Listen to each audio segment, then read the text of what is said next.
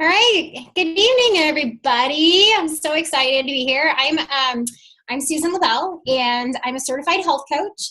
I have been coaching for about 6.5 years now, actually. So it's so fun to see all your faces. I have been in your shoes. I was a client on program, and I get to speak up on my favorite topics tonight because when I raised my hand to say yes to health, I wanted to learn how to lose weight. What I really needed to learn, which I didn't know then, was I had some habits that I had that were long ingrained in me, 30 years, that weren't supporting my goals. And so I've had to kind of rewire my brain. And so I'm excited to share with you kind of a process in this journey I've been on over the last 7 years, and kind of focus today on just how we can understand our bodies a little bit better, the patterns, those habit loops. And so before we get into that, though, we always like to celebrate. That's kind of what we do here. We're a pretty fun crowd, and we're doing some pretty awesome things as we're kind of focusing on our health over this next season. So would anybody like to, come off and just kind of share, something that's really exciting that's going on, something we're celebrating in their health? Just have to unmute yourself.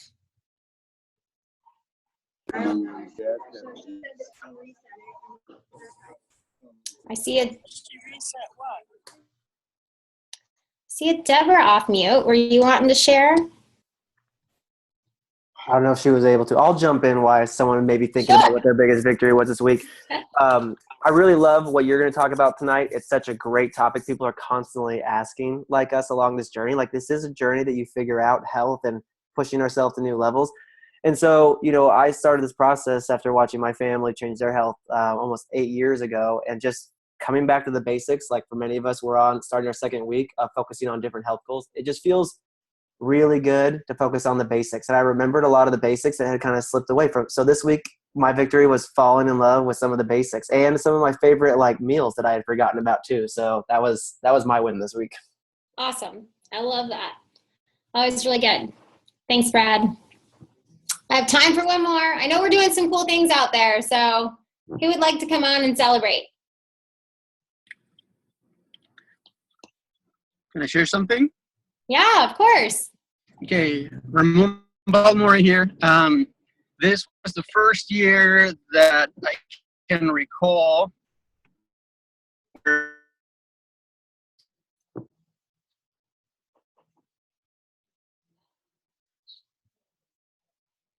thing, but usually I tax my children's Halloween candy pretty heavily. Awesome. I think my internet broke up a little bit, but did you just say you didn't jump into your children's Halloween candy?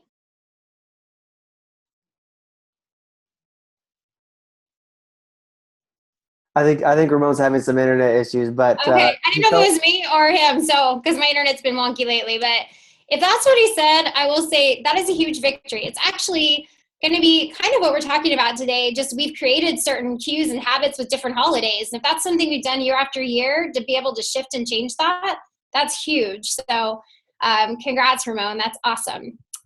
Anybody else? I have time for one more. And Brad, do you want to go ahead and press record for us as well? Okay, we're recording. Good. Got a quiet crowd tonight. I just think they're so anxious about the topic. I'll jump in and share. Hey, COC. Oh, you're muted. Okay, here we go. Can you hear me? Yep. Okay. I just wanted to reflect back. I think I'm coming up to close to starting my journey over a year ago. And I can't believe it's been that quick. So that's one cool victory that I've coming up to. I think it's 19th. October 19th was, I think, when I first started choosing health. And I really got started on program December, I believe. So I think I'm coming up to 1 year. So that's huge. I mean, I've never been more healthier than in my life and knowing what direction I'm moving forward with. So I think that's one of my biggest victories in the last week. And then starting this 2-week, 4-week season thing with Brad. And, thank you for doing something like this, because then it keeps me accountable for moving forward with my health. So that's one of my victories. Thank you. Yeah, awesome. No, I love that. And keep it up in the chat. Like, go ahead and you guys can share in the chat as well. But thanks, COC, for just that reminder. It's nice to break down our goals into the smaller chunks at a time, because this is all just about focusing, because we can look ahead, 2-3 weeks about what we want to focus on. But it is about the long term and what we're creating. And so as we kind of look into this next season, yeah, our desire is to give you guys kind of where to put some focus to help you guys move forward and have, 2017 be better than 2016 and just keep moving forward in our health. So tonight, I get to talk on a topic that I feel is kind of evolved for me over the last 7 years. I get to speak on habits, and I get really geeky on this stuff. I'm going to try to just keep it really simple, but when I wrote down what the definition of a habit is, y'all probably know what it is, but it's a behavior pattern regularly followed until it becomes almost involuntary. And so I was trying to think of some of the habits I have, not just health related, but if I was going to cross the street, right, I'm going to look both ways. And the cue is, my trigger is I'm going to cross the street. When I'm going to walk across, my routine that I've just created over time, it's totally involuntary. I don't have to think to myself, look right, look left. I just do it. It's become just a routine for me. And my reward in doing that is I'm not going to get hit by a car or something else. I want to successfully get across the street, okay? So a habit loop is something that we create, eventually becomes involuntary. And you can think of it as brushing your teeth. You get tired. How many of us, we can be like zombies, going upstairs to go to bed, and we'll still, whether it's brushing our teeth, we have a bedtime ritual that we'll do almost half asleep, but we've developed a routine, and the reward is because it's how we want to feel in the morning, or how we want our face or our teeth or however to feel in the morning. And we continue to create that habit loop. And so that's what we get to kind of speak about today, but we're going to speak of it in terms of health, and I want to just kind of show you what it would look like with just a craving. And this is a really simple one to relate to, especially right after Halloween. We see a candy bar, right? Right, Ramon? We see the candy bar. He's like, yeah. And we know it tastes good, right? It's a sugary treat. It tastes good. And so we're going to eat it, right? And that's just that craving loop. We want something sugary that's going to taste good. So we see it, we eat it, okay?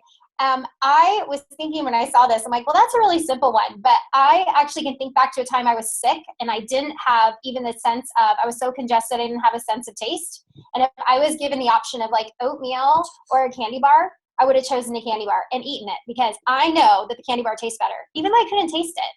But if you've ever been there, we've developed a routine of knowing what things if it says it's a cookie, it must taste like a cookie. And we get a heightened sense of craving for it, even if it's, and we just kind of automatically have created a routine and a reward there.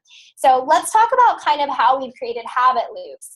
So we've all had days where we're, mentally frazzled and had a long day, right? And we can create different routines with a reward. So our reward is that we want to just relax and kind of de-stress, right? So we've got the cue is a little bit of stress. We want to relax. We want to escape from it all. And so we create this routine of maybe sitting down and decompressing and watching TV. That's one way. And not that that's necessarily, I don't want you to think that's the only path of disease, but there could be a better way that will kind of help us support our health goals. So we feel a little mentally frazzled at work. The reward is still to feel relaxed and kind of de-stress, but we could create a different routine there that may better support our health goals, like going to yoga or doing, some meditation or relaxation response.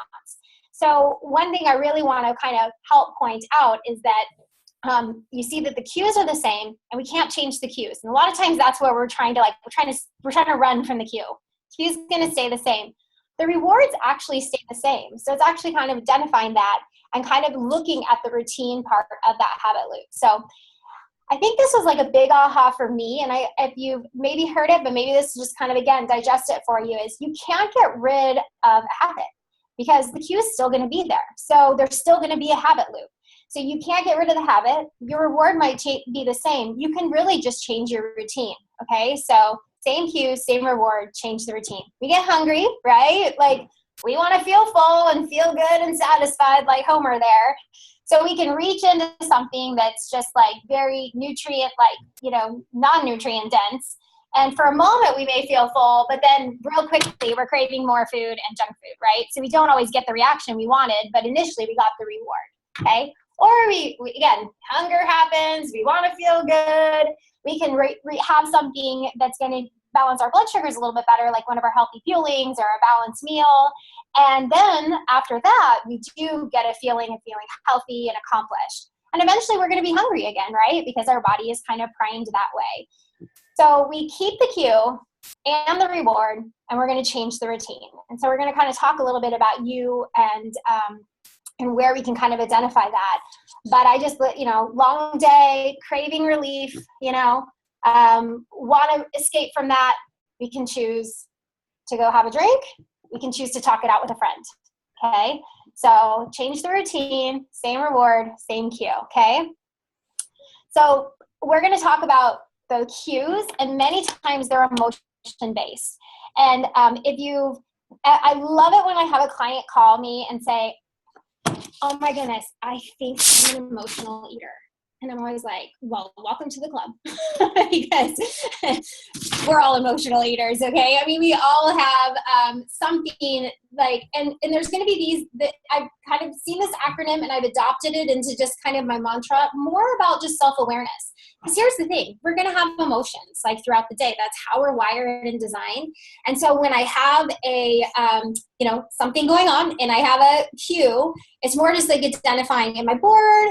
Am I lonely? Am I angry? Am I stressed? Am I tired? Okay. You may have other emotions you're feeling, but like identifying it. And then how do I want to feel? Like understanding, like we want a reward, right? So, we've a lot of times developed routines, and some of these have been in for so long that they're so involuntary, we're not even aware of them, okay? But like, we're lonely, and we think food is going to give us really, really great company, right? Because it has maybe fruit, but it's not giving you the reward that you want. And so it's kind of starting to identify, what are my cues, what are my rewards, and can I create a different routine to actually help me create what I want? Okay, so let's look at you. We're going to kind of walk through a little exercise here. First, I want you to identify some of your good habits. Why? Because you guys are all doing something awesome, and I know that. And what our whole program is based off of is a really great book. And if you haven't heard it, and if this is making you think of the title a little different, it's called The Habits of Health. This is not gimmicky. This is not like quick fix. This is about creating habits in your health to give you long-term longevity, and to be able to thrive in your life. And so what are some good habits you're doing? Are you good at drinking water? Like, do you have a great strong habit loop there? Like, is that the first thing you do in the morning? Do you have a great habit loop around sleep? Like, when you feel tired, are you really good at listening to that cue and going to bed because you want to feel good in the morning? Go on and compliment yourself. I want you guys to get a piece of paper out and just write down a few habits you're really good at, because it's good to identify that there's probably people on this call that are struggling in those. So it's like, hey, we're all good at some things and we're working on others. That we're all human. And then what are some habits that we'd like to change? And I want us to really focus on one. So I want you to write down one habit that you would like to change. And I'm going to go over kind of me working with my daughter the other day on this. She's 7, and I have noticed she has been this grazer at night. Like, we eat dinner, and she just wants to, she's 7, and she'll just keep coming up and grabbing, a thing of yogurt. Next thing she wants goldfish or something like that. And I had to kind of just say, hey, honey, like, why don't you have an apple? She'll go, well, I don't want an apple. It's like, well, then you're not hungry, right? If you won't eat an apple, you're not hungry. You want to be eating. So I was like, what are you feeling right now? And she's like, I'm just bored. And I've realized she's really responding to an emotional response of just being bored at night. Maybe you can relate to that. And then it's just like, she's creating this loop of, I'll just go eat because it gives her something to do. So she's bored, right? Her reward is she wants something to do. So I'm like, there's nothing wrong with that, right? Those are both fine and well, but let's create a different routine.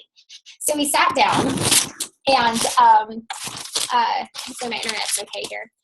So we sat down and we talked about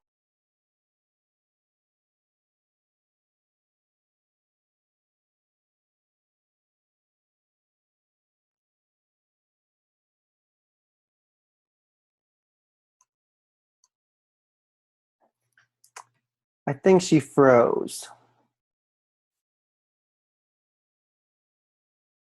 Is she back? No? That's okay. I'll jump in here in case she does pop back in here.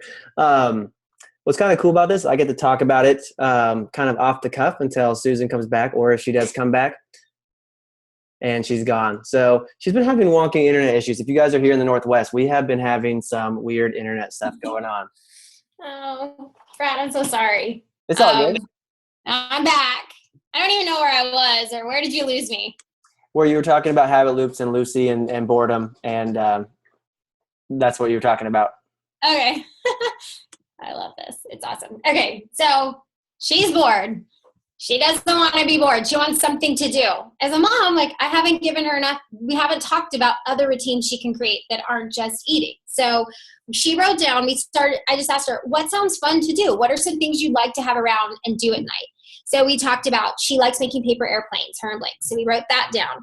She was like, I'd love more coloring. She's into Shopkins. So I printed out some coloring, like some Shopkins coloring pages. She's into these pics. We started just making a list so that when she feels the urge to eat, because she's bored, she can go look at her list and do something else that's going to support still what she wants. She's going to have the same reward, but it's not going to be just about food. So I'm going to give everybody, like, I think I have time, like a minute. I'm just going to kind of quiet, and I'd love for you to write down like one habit. I want you to kind of identify what's the cue. So do one of these, I don't have my PowerPoint up and running, do I? Is it one of these emotions that kind of relates to it? How do you want to feel? And you may see the routine that you've already developed, like this habitual thing you've done for years, and then start to make a list of some options of other things you could do. I'm just going to give everybody a minute, and then I'd love to have a couple of people come up and share.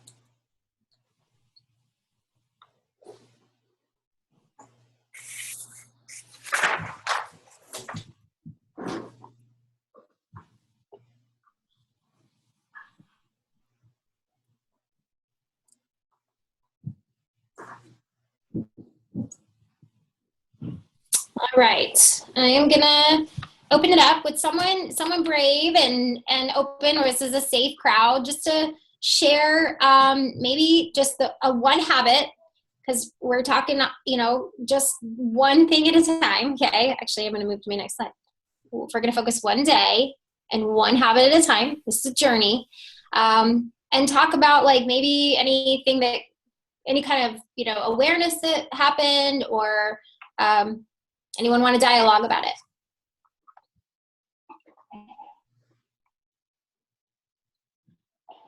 All right, quiet crowd. I will, Susan. Yes. Hey, Shar. Hi. So I was just thinking, one of mine it might be kind of tired, but it's kind of tired of the current project I'm on. I maybe have sat at the computer working on whatever for too long, and I just need a break. And so often needing a break means heading to the kitchen and,